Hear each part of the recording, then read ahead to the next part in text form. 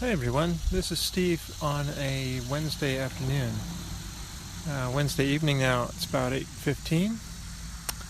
Sun has just gone below the tree line in the backfield and it's pleasant 80 something degrees and we've got cicadas making their noise. We've been in the middle of a really long dry spell and heat. We've had lots of heat. Lots of humidity, but we did have a really big storm the other day. Dropped an inch in probably 20 minutes, and then a little bit later we had another quarter inch. So an inch and a quarter storm on Monday evening.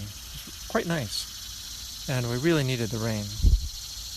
But with the way our plants are pretty stressed, so everything is looking brown and wilted and not doing so well. So it's not a good year for us. We have poplar trees in the back, and yesterday was the day they decided to drop their leaves. So right now the poplar tree looks very sparse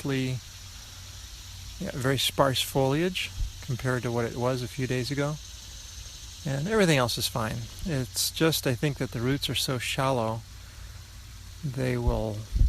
they're looking for water on the surface and not finding it, so they get kind of stressed in the heat and the dry.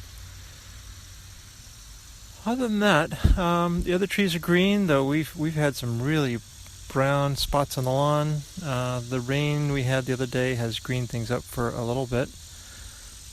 We might get some more rain on Friday. My running for this week. Well, I ran on Monday. I intentionally laid off on Tuesday because I learned my lesson from last week, and just with so much humidity and the heat, I think it's getting to me a little bit.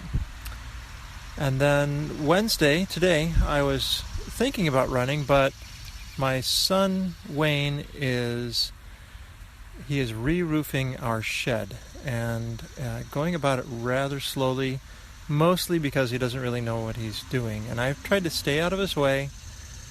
I want to say, I would do this, but mostly he's thinking and plotting and trying to figure out, pieces don't match up perfectly, and I've tried to tell him it's okay. It's, the shed roof just is not real square. It's not brand new, so it's been around a while and it's probably settled some. So he's got it slow going, and he will be starting to move out on Saturday. He has an apartment that he's going to be sharing with two other young men down in Langhorne, Pennsylvania. It's right next to where he was living his last semester of school. It's the next apartment complex beside where he was. So it's familiar territory, and I hope it's a good fit for him. I'm not really sure. But he found a couple of guys that he's willing to room with and share the expenses. And then he'll be commuting over into New Jersey once school starts. I'm hoping he can find a route where he doesn't have to pay a toll. Maybe he can find a toll-less route into New Jersey and a different toll-less route back into Pennsylvania, because that gets expensive. If it's $5 a pop, for example. So anyway, he's working on this roofing project, and it just is going really slow, and he is not sure he's going to be done before he leaves. I'm not all of that worried about it. He's got the plywood mostly up. We need to get some paint on the fascia, the front pieces that he replaced. And then the next piece, of course, is the tar paper and the shingles. So we've got tar paper, we've got shingles. I'm not sure how you finish it off, like what goes over the top. So we'll look that up before he gets there. It's not a real big job, shouldn't take real long, but it is. And I'm trying to encourage him to just be confident with what he has, keep moving forward, and not to make it a big worry. And anyway, just trying to encourage him that way. So it's weird to think that he'll be moving out. Not too weird, just because he's been in school for the last 4.5 years, except for the last semester. And so it's not too odd of a thing to have him out of the house, but he is not going to school. He is venturing out on his own. So we'll see what develops from here. He's still working on that girl, Rebecca, to make her more than a girlfriend. We'll see. It'll come. So, not doing any walking or anything this evening. My legs actually feel really good. I've been taking a 20-pound kettlebell and letting them kind of mash over my calves in the tenderest spots and just kind of working it, because it's not a real aggressive that way. And you can kind of gently knead them, and I'd say they're feeling a bit all right. I did step on a nail from Wayne's project though yesterday.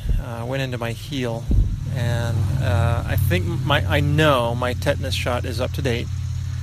And I went inside, washed up, threw it under hot water, antibacterial soap, little rubbing alcohol, just to kill anything off, and then put socks on, came back outside and finished helping him for the evening. So he's working right now. I guess working till 8:30 or 9 tonight. Both he and Anna, I think, are working till 8:30. And it'll likely be too dark for him to get any more work done. So I was supposed to get up early this morning to help him. I was up early, and then he was not. So he wanted my help with just a couple of things to get them before he nailed the last larger pieces of the plywood down. And of course he picks right as I'm getting ready to go to work, because it's getting down to the last wire. I need to get going. And so we did a rush job trying to get him feeling comfortable with where he was and he could finish up. Well, that's about where we are right now. It's Wednesday. Beautiful day here in southeastern Pennsylvania. A warm, hot day in the sun. We are finally dipping below the 90s, I think, starting Friday. So tomorrow should be the last day in the 90s for us. And then we have some relief, and it looks like it's 80s, up and down the 80s, from, let's say, 82 up to 88 for the next week to 10 days or so. So looking forward to little break from that high heat and humidity. So the next chance of rain is Friday, so that's probably where the weather will change for us.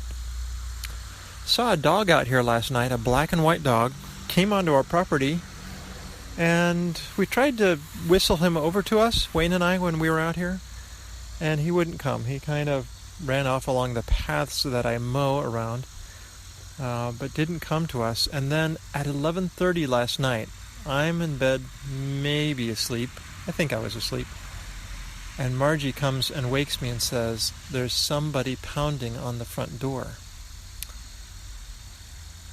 And that's kind of scary. 11:30 at night, somebody pounding on your front door. You don't live right next door to people. You don't have close neighbors. And it was a lady at the front door, which surprised Margie all the more. And she said she thinks she hit a dog, a black and white dog, and wanted to let us know in case it was our dog. So that was very, very nice of her. We don't know whose dog it is. But just a little bit ago, before I came here and sat down, I could hear across the field, there's a newer development that I could hear somebody calling their pet named Oreo. I'm thinking that's got to be the dog, black and white Oreo. But I don't see it anywhere. I did take a walk around first thing this morning, just around the property, to see if there was a lame dog or anything, but didn't see anything. So I'm afraid, hopefully, Oreo made it back home and was just running about a little while ago. But that's it. Well, daughter's home from work. The last bit of sunshine is reflecting off of some pink clouds off in the horizon. And we're going to say goodnight to you all. But anyway, we'll talk again next time I'm running, I think. Bye-bye for now.